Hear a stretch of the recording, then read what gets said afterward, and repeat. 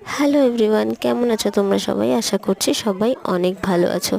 তোমরা অনেকেই আমার বিয়ের ভিডিও দেখতে চেয়েছিলে, তাই তোমাদের জন্য লং ভিডিও চলে এসছে। আর তোমরা যারা যারা দেখোনি, যাও গিয়ে ভিজিট করে এসো। আমার এই শর্ট ভিডিওর নিচেই লিংক দেওয়া রইলো, তোমরা গিয়ে ঝটপট দেখে এসো।